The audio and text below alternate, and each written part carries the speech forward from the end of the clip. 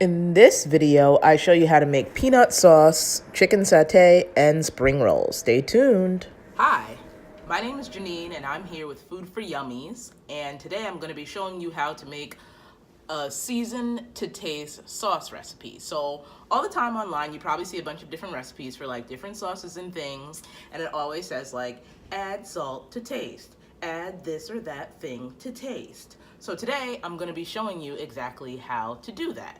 So the thing that I'm going to be making is actually a Thai peanut sauce, because what I have here is I'm going to be making chicken satay along with a vegetable spring roll recipe for my meal prep this week. So here is my marinated chicken satay. I'm probably saying that wrong. Satay. I like it because I used to have a student who had a name that was similar. But I'm getting that down to room temperature, and while I'm doing that, I'm going to be making my peanut sauce because I love peanut sauce. Now, as you know, peanut sauce is one of those things that's kind of high in calories. So I'm going to be reducing the calories a bit by my choice of ingredients. The ingredients that I'm going to be using: some plant-based milk, because I like plant-based milk. You could also use regular milk. You can also use coconut milk. That'll give it that little Thai authentic flavor. The other thing I'm going to be using is soy sauce. So I like to use reduced sodium soy sauce because soy sauce has enough sodium, like it's crazy. Even the reduced is a little bit high, but I'm still using it.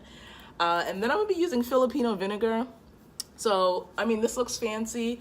I cannot pronounce it. Datu puti is how I would pronounce that. But it's similar to rice vinegar. It's made with cane sugar. And I use it basically because it's cheaper than rice vinegar. So it has a lot of the same properties. I have a couple different Filipino students. I work with international students for my job. And he recommended it. So it was like $1.19. So I was like, yes. The other thing I'm going to be using for the sauce: peanut butter, but not your regular peanut butter. See, when you use things like regular peanut butter, you add a ton of calories because it's going to be 190 just for 2 tablespoons, and we all know I'm using more than 2 tablespoons. For the same amount, it's going to be just 50 if you use powdered peanut butter. And powdered peanut butter, it like packs this extra little punch of flavor without any of those like oils that I really like. Still has 5 grams of protein. Ginger, you can use fresh ginger or ground ginger. I'm using ground. Crushed red pepper, delicious. Salt to taste, and then also some lime juice. Since I don't have fresh limes, I'm using the lime juice that I keep on hand in my fridge, and we're going to be making a Thai peanut sauce. Here we go. One very important ingredient: I'm going to be using hot water, kind of to make everything a little bit looser and loosen up throughout the whole process. So hot water is also a really important one. So the key in making a recipe seasoned to taste, so I'm making a Thai peanut dipping sauce, is that you always want to start out with thinking about how much you need for the whole week. So for me, I'm going to use like little tiny cups. This is how I carry my sauces and stuff to work, and it's really easy to dip in. So you can see that it's about 60 milliliters in there. I fill it up usually halfway. So I need like enough to fill 4 of those. So I'm going to think about that as I'm making it. So I'm going to add a little bit of this and a little bit of that. And I'm going to teach you how to do a little bit of this, a little bit of that. Because if you're a pro cook, that's what you need to be doing.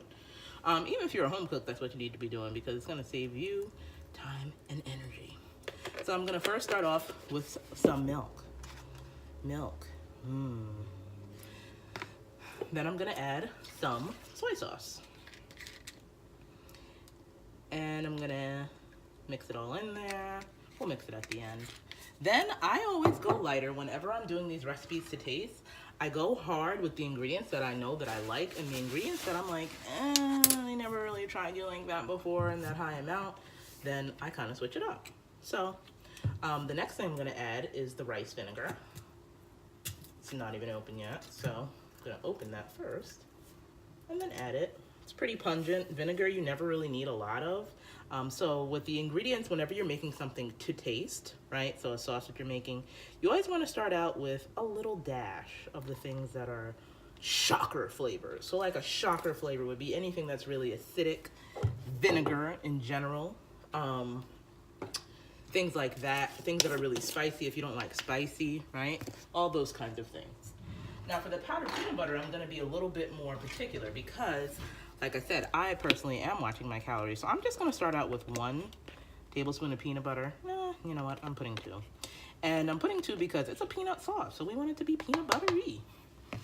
Then I'm going to add dashes of my seasoning. See, seasonings you can always heavy up on, okay? You can't cut back on them, but you could always add more of them. So when doing a recipe to taste, you want to make sure that you just start off with a dash. So I'm gonna give a couple shakes of ginger. My ginger is really stuck in there, so I have to give some more shakes. And just a real flash of crushed red pepper. I don't like things spicy, so I'm not putting too much of that.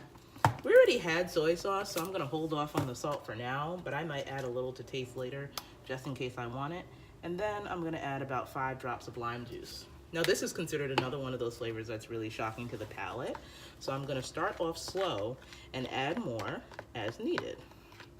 So as I'm mixing this together, you can kind of see, as I'm mixing this together, I'm blending all those ingredients. It smells extremely peanut buttery, and I'm seeing, wow, like, that's pretty thick right now. You know, homie thick. Look at that peanut butter sauce. So it's Thai peanut sauce, so we do want it to be a little spicy. And we want to add that little bit of acidity to it, like I said before. So I'm doing that with the different ingredients. And this is how much I have. Now, is that enough for me to have 5 servings? No. So I'm gonna do a little taste test. I do a taste test on the back of my hand.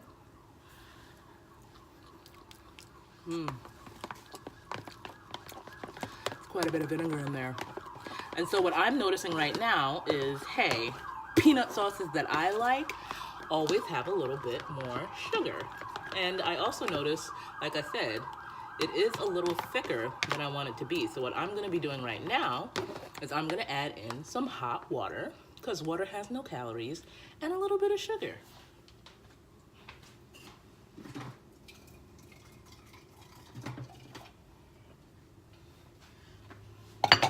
So here's my sugar, about a teaspoon, and then here is my hot water. That's a little more than a teaspoon. We'll say a teaspoon and a half. And then I'm gonna mix that together.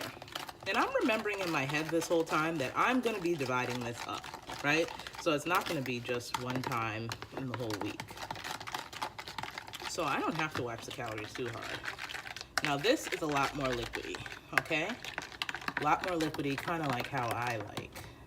Because like I said, I'm gonna be using it.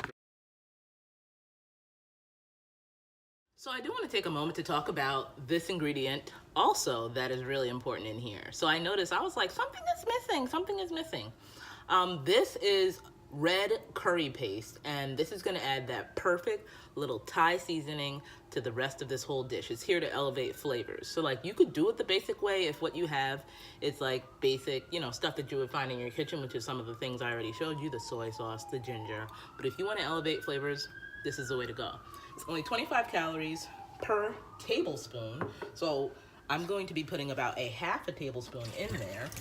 And what I really love about it is going to add some color, and it's going to add that unique background flavor. So it's not really spicy. It's just, I can't even describe it. Like, you just got to get you some. So I'm going to add a half a tablespoon in there, and I am going to measure that part out because whenever I'm cooking with an ingredient that I'm unfamiliar with, I measure it out. And so this is all about what's to your taste. So the important thing to remember in cooking anything that's to taste is that you continually keep trying it throughout the time that you're mixing together your dish, okay? So I'm gonna give this one last taste test again on the back of my hand, rinse off my spoon. And that's where it's at. Like, this is the flavor I'm looking for. Like, okay, we're there. The only thing I would add is like a little bit more sugar. That's just because I like things sweet. I am going to resist adding sugar though, because I do not need to add the sugar. And that's how you have it. So again, kind of to just talk through the different seasonings I use. Seasoning salt, weak. This is soy sauce, any kind of milk, Filipino vinegar, ground ginger, crushed red pepper flakes, peanut butter powder, lime juice, sugar, water, and if you want to elevate that flavor, red curry paste.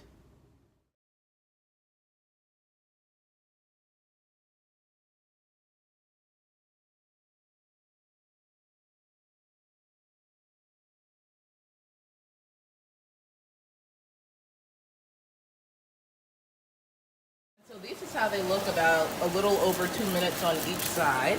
And I'm gonna take this little guy off in the front. You always gotta pick on the people in the front. And do a little taste test to make sure that they, don't taste like trash. And then I will know. This is how you learn how to cook yourself. It's like just trial and error. But be careful.